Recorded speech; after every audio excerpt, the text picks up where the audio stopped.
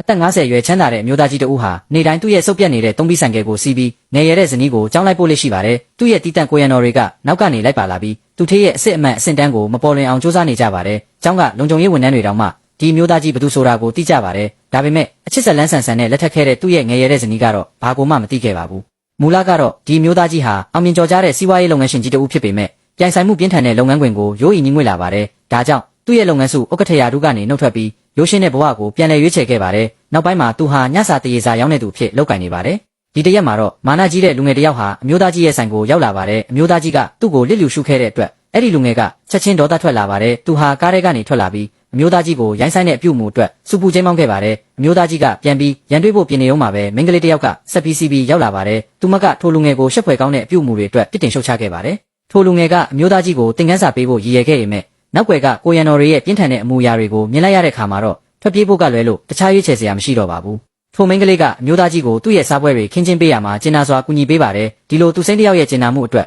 အမျိုးသားကြီးကအံ့အားသင့်နေပါတယ်။ဒါပေမဲ့မိန်းကလေးကဩဇာအာဏာရှိသူတွေရဲ့အနိုင်ကျင့်မှုကိုမြင်ရတာမကြိုက်တဲ့အကြောင်းဒါကြောင့်ကူညီဖို့ဝင်ပါခဲ့တာဖြစ်ကြောင်းပြောပြပါတယ်။အဲ့ဒီအချိန်မှာပဲမိန်းကလေးကအိမ်ကိုပြန်လာဖို့မိခင်စီကဖုန်းခေါ်ဆိုမှုရရှိခဲ့ပါတယ်။ဒါကြောင့်သူမဟာအမျိုးသားကြီးကိုနှုတ်ဆက်ပြီးထွက်ခွာဖို့ပြင်ဆင်ပါတယ်။ဒါပေမဲ့အမျိုးသားကြီးကသူမကိုတားလိုက်ပါတယ်။သူဟာသူ့ရဲ့ဆက်သွယ်ရန်အချက်လက်ကိုပေးပြီးအကူအညီလိုရင်းအချိန်မရွေးကူညီမယ်လို့ပြောခဲ့ပါတယ်။သို့တော်လည်းမိန်းကလေးကဒါကိုအလေးနဲ့မထားဘဲထွက်ခွာသွားခဲ့ပါတယ်။အိမ်ကိုပြန်ရောက်တဲ့အခါမှာတော့သူမရဲ့မိခင်ကသူမကိုဒေါ်လာ1 သန်းနဲ့အသက်ကြီးရဲ့အမျိုးသားတဦးနဲ့လက်ထပ်ဖို့စီစဉ်ထားကြောင်းသိလိုက်ရပါတယ်။အံ့အားသင့်သွားတဲ့မိန်းကလေးကသူမရဲ့မိခင်ကိုရင်ဆိုင်ပေမဲ့မိခင်ကတော့နောင်တမရပဲရှိမနေခဲ့ပါဘူး။အစားထိုးအနေနဲ့သူမကိုလက်ထပ်မှတ်ပုံတင်ယူဖို့ချက်ချင်းဆွဲခေါ်ဖို့ကြိုးစားခဲ့ပါတယ်။မိန်းကလေးကအိမ်ထဲကနေအမြန်ပြေးထွက်လာခဲ့ပါတယ်။ထွက်ပြေးရင်းနဲ့သူမဟာထိုမျိုးသားကြီးစီကိုဖုန်းဆက်ခဲ့ပါတယ်။သူမကသူ့ကိုလက်ထပ်ဖို့ဆန္ဒရှိကြောင်းပြောခဲ့ပါတယ်။ဒါပေမဲ့သူမရဲ့မိခင်ကဖုန်းကိုလုယူပြီးအဆောက်အုံပေါ်ကနေပစ်ချလိုက်တဲ့အတွက်ဖုန်းကတစီကွဲသွားပါတယ်။အမျိုးသားကြီးကဖုန်းခေါ်ဆိုမှုကြောင့်ရှုပ်ထွေးနေပါတယ်။တစ်ချိန်တည်းမှာပဲထိုမိန်းကလေးကိုဖုန်းတော်ကြီးရှေ့သို့ခေါ်လာခဲ့ပါတယ်။ဖုန်းတော်ကြီးကသူမရဲ့စိတ်ဆင်းရဲနေတဲ့အမူအရာကိုသတိထားမိပြီး